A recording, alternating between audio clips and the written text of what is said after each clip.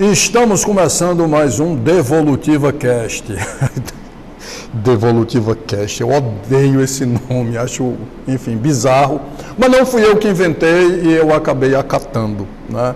Sem falar que já existe tudo no mundo cast, o único nome que estava à disposição era Devolutiva Cast mesmo. Feita essa conversa introdutória, podemos passar para a nossa devolutiva. Vamos ver o que era que vocês tinham que ter respondido na prova. Pessoal, eu já fiz a correção, tá bom? A prova está corrigida, falta só somar as notas, jogar na planilha, essa coisa toda. Mas eu já corrigi e eu quero, inclusive, começar a devolutiva falando sobre alguns errinhos que aconteceram, alguns probleminhas que não podem acontecer, tá? Vamos lá. Então, primeira coisa, pessoal, o que é que não podia ter acontecido, o que é que vocês não podiam ter feito, era errar a primeira questão, porque foi uma questão respondida em sala, tá? Então, eu vou até refazer isso aqui, eu vou até colocar como errar as questões respondidas em sala. Você diz, Paulo, mas quando foi que ela foi feita? Foi no simulado. Mas eu faltei. Sim, se você faltou, então você pegava o simulado com alguém, você pode não ter feito, mas você estava lá na devolutiva, então era importante ter revisado as questões que a gente trabalhou em sala, tá bom? Isso é muito importante, isso é necessário, isso é fundamental. Se eu trabalhei o negócio em sala, é porque é importante. E aí, aqui vem um detalhezinho problemático que eu quero conversar com vocês. Se foi feito um simulado em sala, se uma questão foi respondida em sala e você não se preocupou com isso, e você não se interessou por isso, vamos ser sinceros, isso mostra um certo desinteresse da sua parte. E eu já conversei com alguns de vocês sobre isso e eu quero conversar novamente, quero ter mais uma palavrinha com vocês sobre isso aqui. Tá bom? Pessoal, sendo bem sincero, eu não sou pai de nenhum de vocês e vocês são adultos, vocês certamente sabem o que é melhor para vocês, mas uma coisa que está me preocupando com os terceiros semestres não é a turma 1, turma 2, turma 3, turma 4, são todas as turmas, é o seguinte, eu creio que todo mundo concorda que, sei lá, 9 entre 10 alunos de direito, ou melhor, 10 em 10 alunos de direito consideram que direito constitucional é mais importante do que filosofia. E pela primeira vez, nos meus mais de 15 anos, já 17 anos de carreira de professor, aconteceu o que aconteceu nesse semestre, que foi, eu me disponibilizei a fazer uma aula de revisão para o primeiro semestre de filosofia na véspera. Então, eu ia para o sítio com minha esposa, minhas filhas no sábado, e aí na sexta-noite a gente cancelou e eu coloquei a enquete para o pessoal, votem aí se vocês querem uma aula extra no sábado. Eu estabeleci um mínimo de uma turma, né, o equivalente aos alunos de uma turma, então cerca de 50 alunos. E para minha surpresa, quase 100 votaram a favor. Isso eu liberei na sexta-noite para o sábado, meio-dia, tá bom? Foi um resultado assim extraordinário, porque filosofia eu não esperava que isso fosse acontecer. Não que o pessoal não queira aula extra em filosofia, mas assim, tão rapidamente, assim, de uma hora para outra, eu achei que não ia dar tempo de votar. Para vocês de direito constitucional, de competência, eu me dispus a fazer uma aula extra também e a enquete ficou disponível por quase uma semana.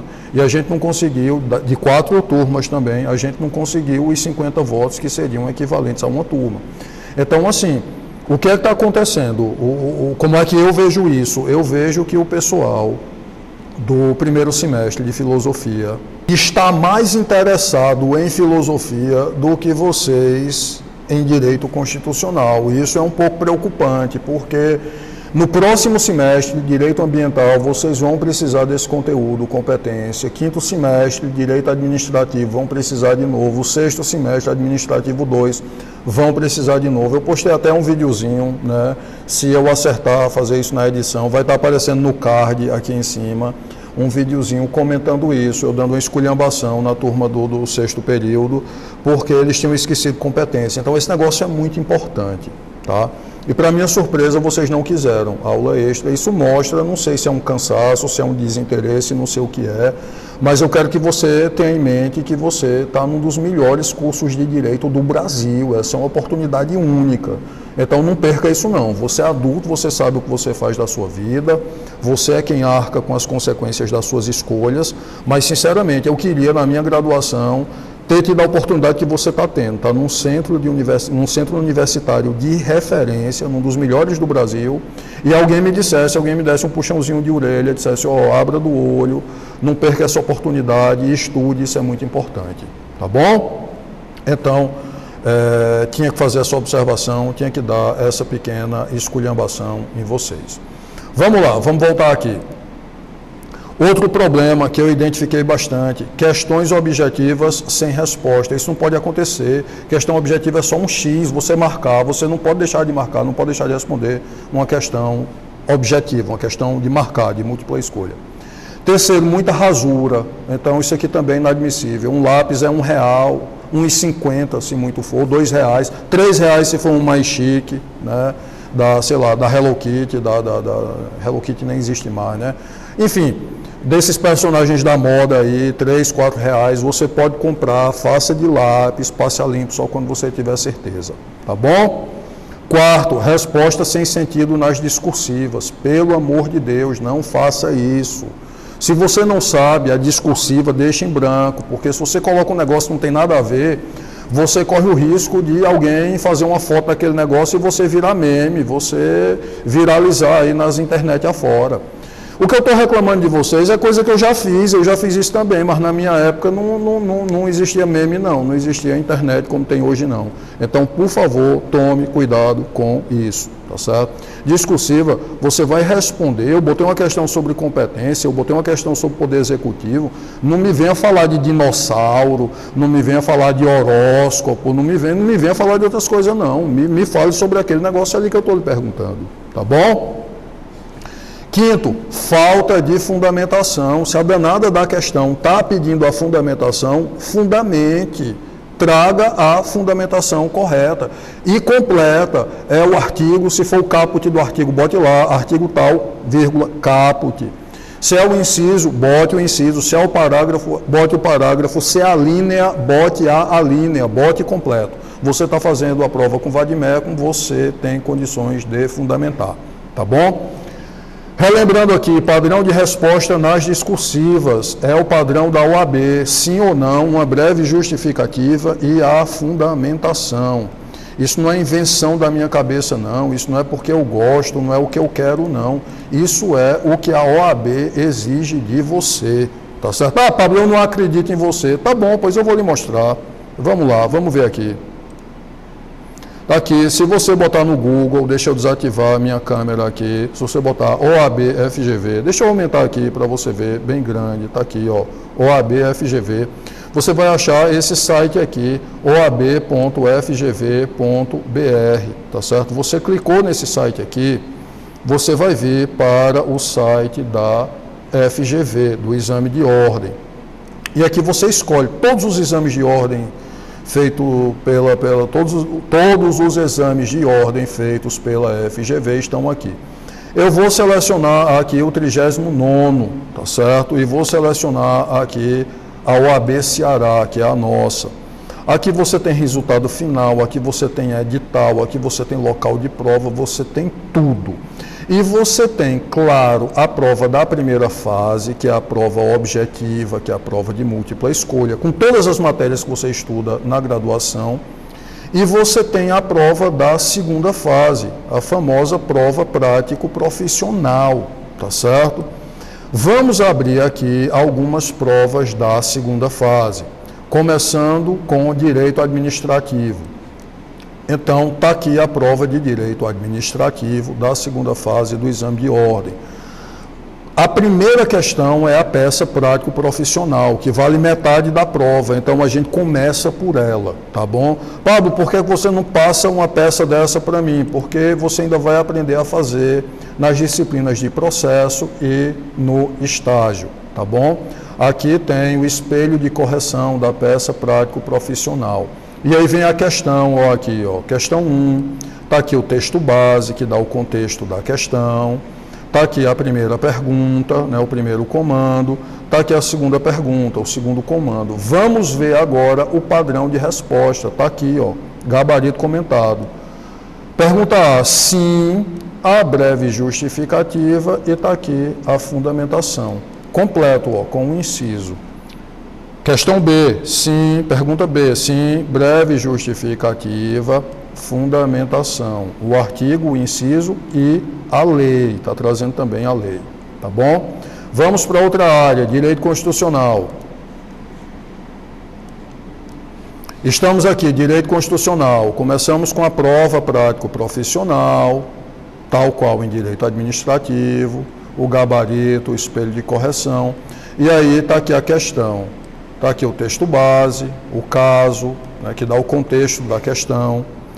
Pergunta A, pergunta B, e aí o gabarito comentado. Da letra A, sim, breve justificativa, fundamentação. Nos termos do artigo 170, parágrafo único da Constituição da República Federativa do Brasil de 1988. Pergunta B, não, breve justificativa, fundamentação, nos termos do artigo 103 da Constituição de 88. Vamos para outra prova, direito tributário agora.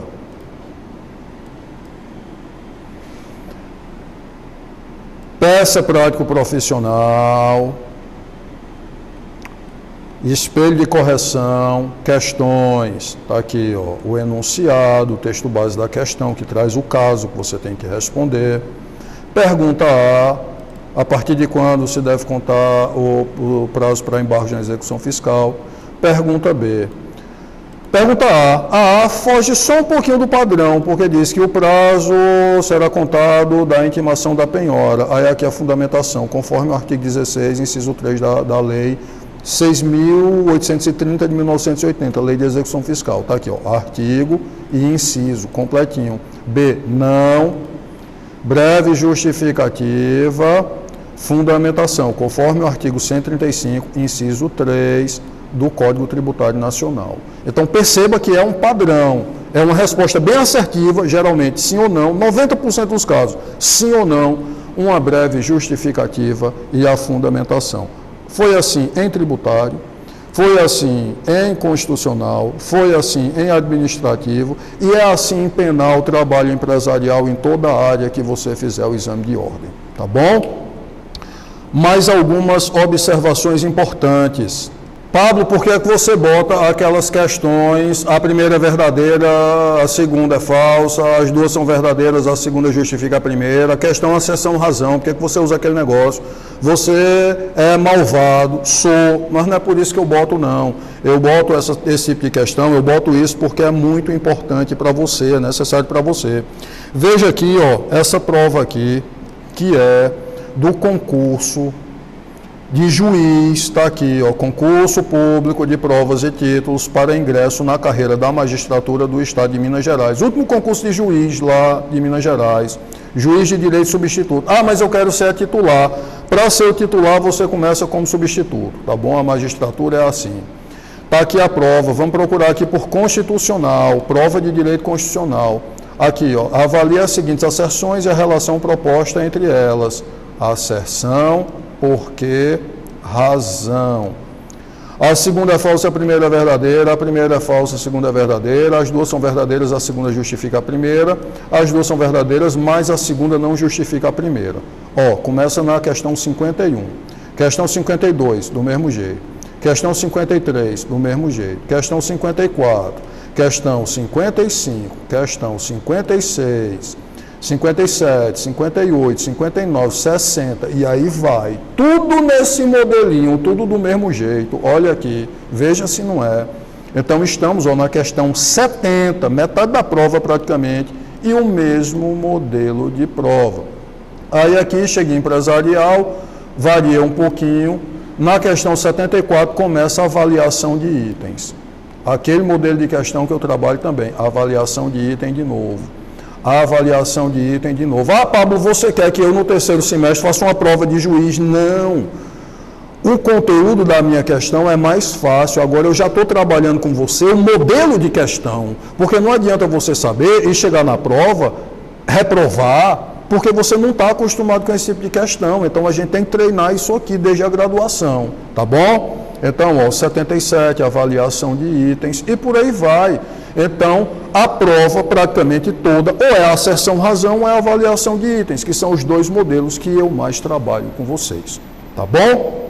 Então, essa é outra observação importante. Uma terceira, que eu tenho que conversar também, ou já é bem a sexta, sétima, oitava observação, que eu tenho que conversar com vocês também. Olha, um passarinho me contou, tá certo? Uma pessoa me disse que errou questões porque pegou provas dos semestres passados e viu a questão parecida, achou que era igual. Parecido não é igual, às vezes a questão muda, tá certo? Às vezes você tem dois irmãos gêmeos, mas são pessoas diferentes, são parecidos, mas não são iguais. Veja, é ótimo que vocês peguem questões dos semestres passados, não só minhas, de todos os professores, para vocês estudarem. Mas não é só memorizar, ah, semestre passado foi letra A, esse semestre vai ser letra A também. Não, não é decorar a resposta, não, é estudar a questão. O que é que a questão está pedindo de você? O que é que ela quer saber de você? E a partir daí você estudar porque é que a resposta é aquela. É assim que você estuda por questão. Não é decorando, semestre passado a primeira foi letra A, nesse semestre vai ser também. Não, pelo amor de Deus, não é assim não. E aí voltamos aqui para a nossa lousa novamente, só para eu esclarecer aqui rapidinho como é o critério de correção de pontuação das questões discursivas. Deixa eu desaparecer aqui com minha câmera rapidinho. Olha só, a questão não valia até 2 pontos, eu uso um parâmetro de correção parecido com o da OAB, tá? Você acertou essa parte aqui, o sim ou não e a justificativa, você pontuou 1,5. Você acertou também a fundamentação, você pontua mais 0,5, totalizando os 2 pontos, tá? Lembrando que para conquistar esse 1,5 aqui, você tem que acertar se é sim ou não e a justificativa. Não adianta você chutar no sim ou no não e vir me falar de dinossauro, de horóscopo, de coisa que não tem nada a ver não, tá? Então, feitas essas observações gerais, bora para a nossa prova. Você pegou a prova, tá aqui a primeira questão, você vai observar que essa questão vale só meio ponto. Então, você não vai responder essa questão, porque ela vale só meio ponto. Ah, Pablo, ela não é importante não? Até é, mas você vai fazer ela depois, você não vai fazer ela agora não. Você vai avançar. Segunda questão, opa, agora sim. Ah, não, meio ponto também. Então, não vou fazer essa questão agora não. Vamos avançar, vamos passando.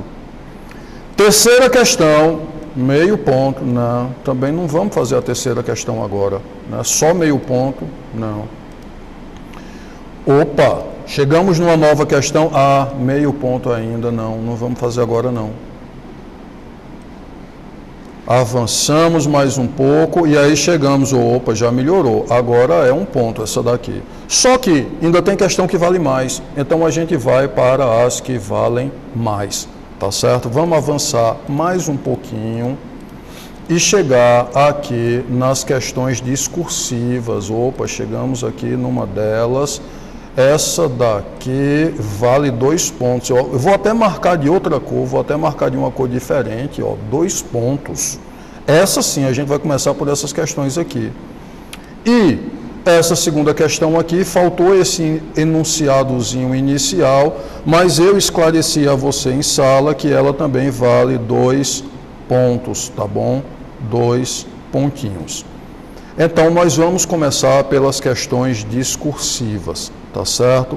De acordo com a Constituição Federal de 1988, o presidente da República poderá ser impedido de exercer o mandato caso pratique crime comum ou de responsabilidade. A gente já sabe, crime comum ele é julgado pelo STF e crime comum relacionado ao cargo, evidentemente, e crime de responsabilidade ele é julgado pelo Senado Federal. A gente está cansado já de saber disso, né? Então, vista essa parte inicial, que aqui nada mais é do que o contexto da questão, tá? Isso aqui é o famigerado texto base, é ele que lhe dá o contexto da questão. A gente chega finalmente no comando da questão. Dica minha para vocês, leva um lápis, leva um marca-texto, leva alguma coisa para você destacar só o comando da questão. Se o presidente da República for acusado da prática de conduta criminosa, é correto afirmar que, na vigência do seu mandato, poderá ser responsabilizado por atos estranhos ao exercício das suas funções. Então, o comando da questão é esse aqui. O que a questão quer saber de você é isso. Se na vigência do mandato o presidente pode ser responsabilizado por atos estranhos. Então eu vou até resumir isso aqui para você, tá? Na vigência do mandato, né, durante o mandato,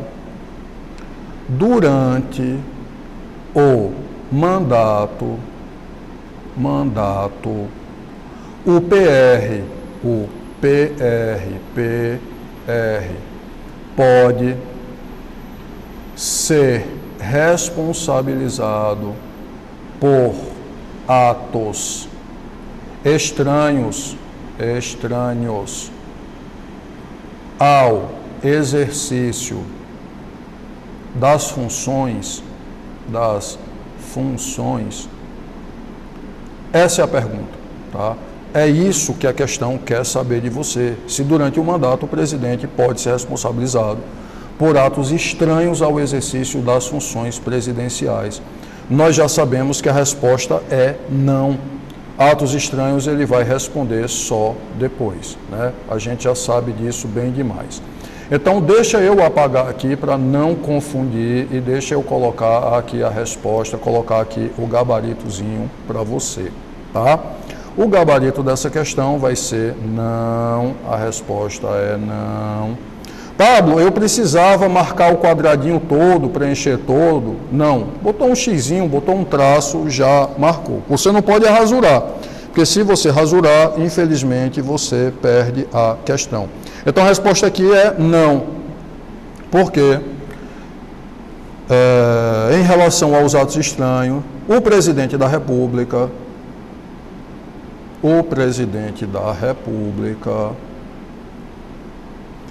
somente responderá pelos atos estranhos, Pablo, o que são atos estranhos? Atos que não têm conexão com o exercício da função presidencial. Só responderá pelos atos estranhos ao exercício das funções após terminar o mandato.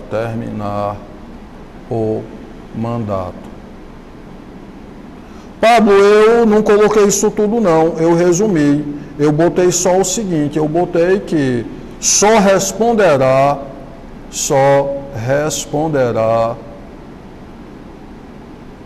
ao término do mandato. Tá certo? Tá certo também. Desde que você tenha colocado nesses termos e tenha colocado a fundamentação, conforme o artigo 86, parágrafo 4º da Constituição. Pablo, eu coloquei só 86, então sinto muito, você não fundamentou correto. Você não estava lá com o vade-mecum, então você não precisava ter memorizado, você só precisava consultar o seu vadezinho, bonitinho, maravilhoso, e colocar a fundamentação correta. Pablo, por que não pode botar só o artigo 86? Aí era bom demais. Se fosse assim, eu fundamentava só de acordo com a Constituição, porque tudo no mundo está na Constituição, né? Então, de acordo com o artigo 5º, tudo no mundo está no artigo 5º. Então, tem que colocar a fundamentaçãozinha completa, sim. Tá bom? Respondemos aqui a sexta questãozinha, não, sétima questãozinha, né? Aqui você acertou o sim ou não, é 0,5, né? Desde que a resposta tenha alguma coisa a ver, tenha conexão. Se aqui na resposta você foi me falar de outras coisas, foi falar de dinossauro, de homem das cavernas, então sinto muito, tá? Não pontua. Você fundamentou corretamente, né? A sua fundamentação está correta. Vamos colocar aqui de uma forma mais precisa. Você acertou aqui o não e a justificativa, você ganha 1,5 ponto, tá certo? Isso aqui é 1,5. Você acertou, além disso, tá? A fundamentação, você fundamentou corretamente, você pontua aqui mais 0,5, totalizando os 2 pontos, tá? Se você tiver alguma dúvida, coloca aí no chat que eu vou já olhar. Vou só passar aqui para a sexta questão, tá bom? Então, deixa eu ver aqui se apareceu alguma dúvida, algum comentário. Não, se tiver dúvida, arrocha aí no chat e a gente vai conversando, tá? Deixa eu voltar aqui para a prova.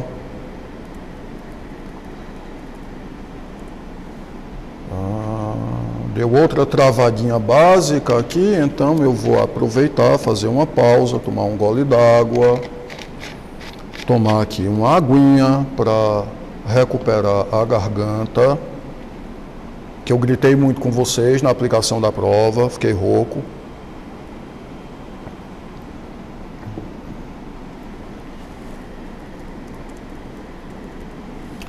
E voltou a funcionar, estamos funcionando 100%.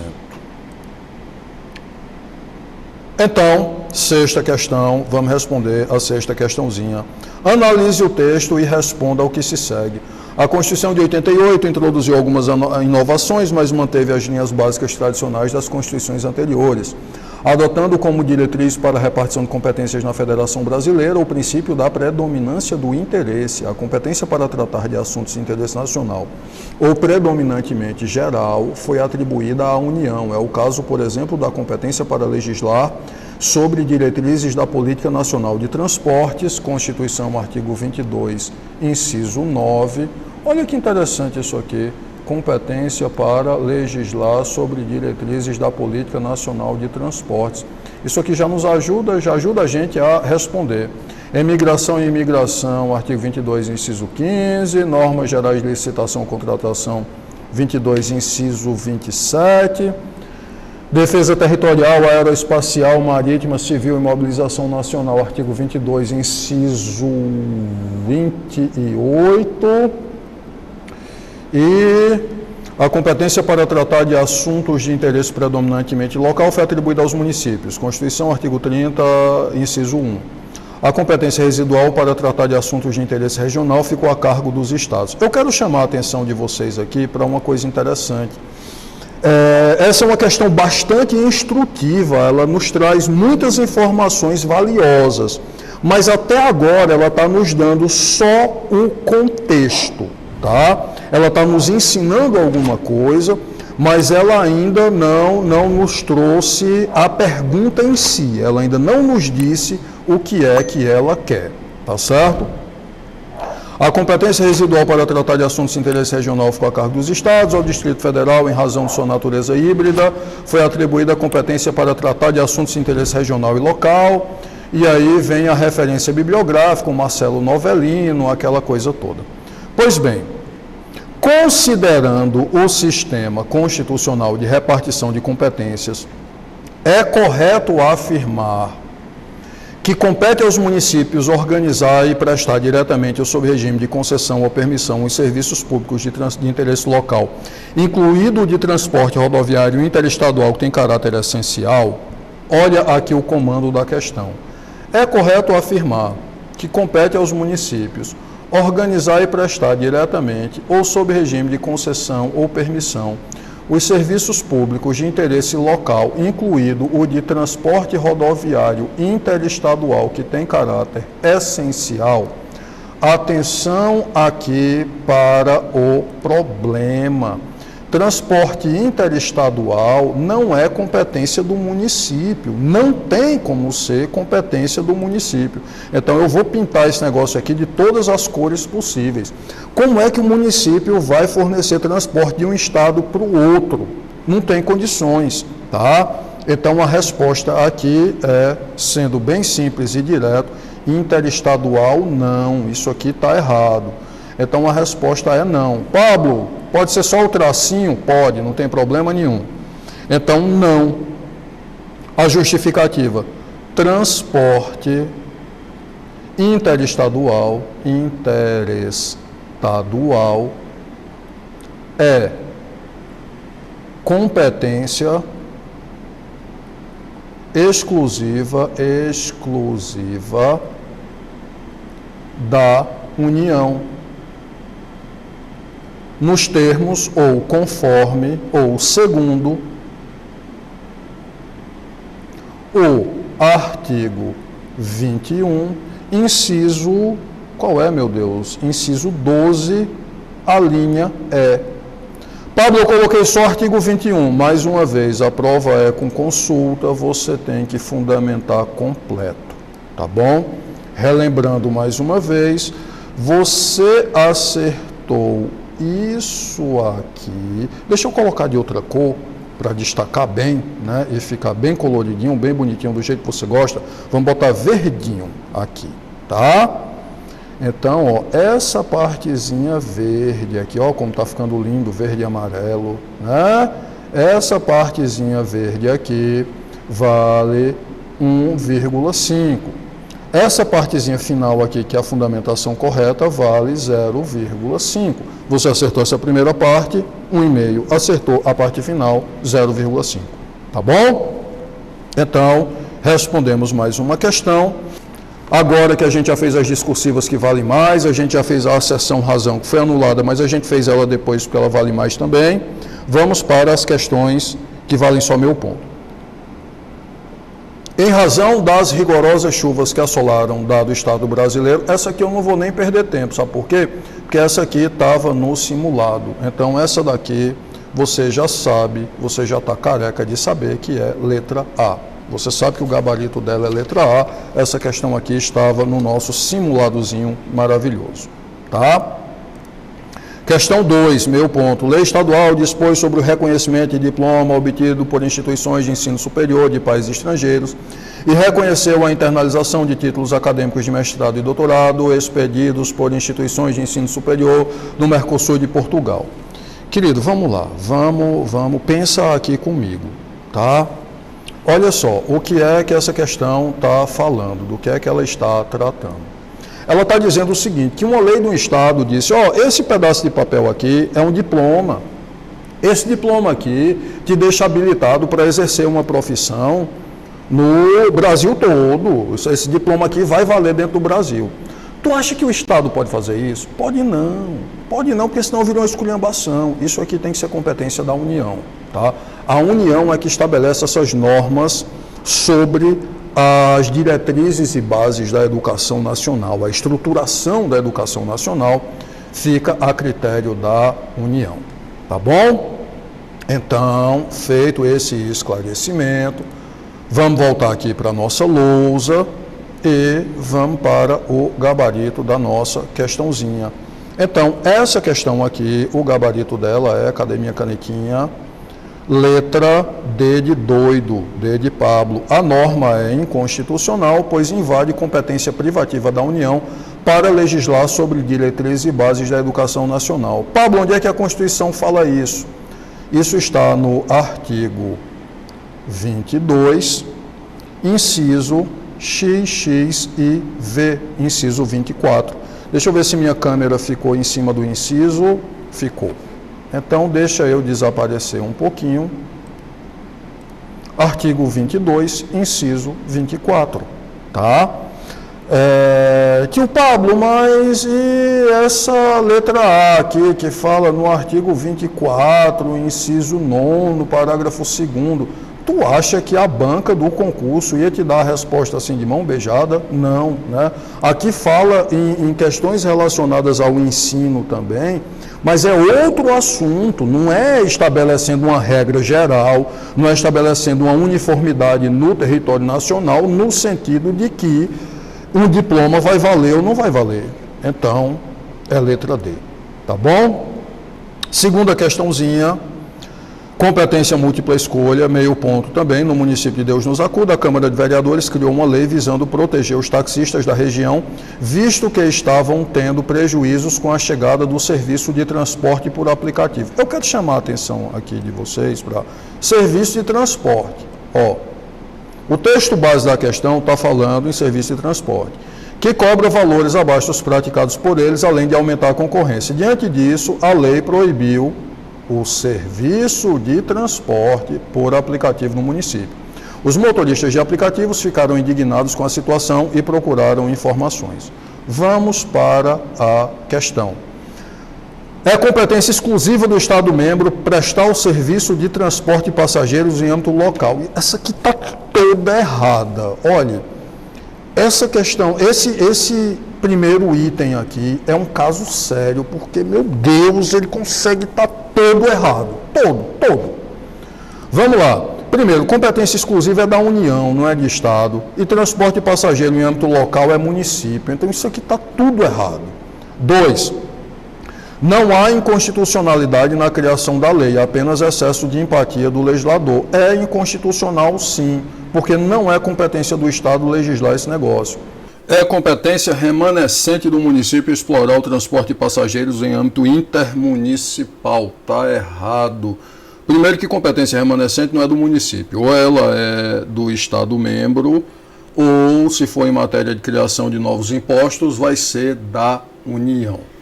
E em âmbito intermunicipal é o seguinte, é de um município para outro. Então você tem, por exemplo, Juazeiro do Norte, você tem o Crato, e é o transporte entre esses dois municípios. E a competência que a gente até já discutiu em sala de aula vai ser do Estado. 4. A proibição será constitucional se estiver prevista no Código de Trânsito e Transporte Municipal. Está tudo errado. Podia estar prevista na testa, uma tatuagem na testa do prefeito, e ainda seria inconstitucional. Então está tudo errado. O gabarito é, portanto, letra E. Nenhuma das afirmações está correta. Está tudo errado. Próxima questão. Próxima questão trata da federação. E vai nos dizer que a forma federal de Estado modernamente nasceu nos Estados Unidos da América após sua independência da Inglaterra, sendo formalizada quando da sua Constituição em 1787 e ratificada em 1788. Uma das características marcantes do Estado Federal é a coexistência de ordens ou esferas internas político-jurídico-territoriais dotadas de autonomias próprias, sendo esse todo vinculado ao Estado Federal, ente soberano que possui personalidade jurídica internacional. O Brasil adota a forma federal de Estado desde a Constituição de 1891. Sobre a Federação Brasileira, avalie os itens a seguir. Só um detalhezinho, tá? Isso aqui tudo é texto base. Texto base. Isso aqui nos ajuda a interpretar os itens, mas não necessariamente isso aqui é o que a questão está te perguntando, tá bom? Então vamos lá. Avalie os itens a seguir. Uma das características da autonomia política dos entes federativos é a centralização administrativa. Está errado, é descentralização. 2. A autonomia dos entes federativos é caracterizada pela autoadministração, certo, autolegislação, certo, autogoverno, certo, autoorganização. Certíssima, essa daqui está correta. 3. Inexiste hierarquia entre... Eu vou até tirar esse Vzinho daqui de trás para você não correr o risco de rasurar na hora da prova. Vamos botar aqui na frente. Correta. 3. Inexiste hierarquia entre os entes federativos. O que existe é a repartição constitucional de competências com base na predominância do interesse. Certinha. Perfeita. 4. Uma das características da autonomia política dos entes federativos é a interferência constante da União nos assuntos locais. Está errado. interferência da União em assuntos locais não existe. A União não é para se meter em assunto local. O assunto local é município.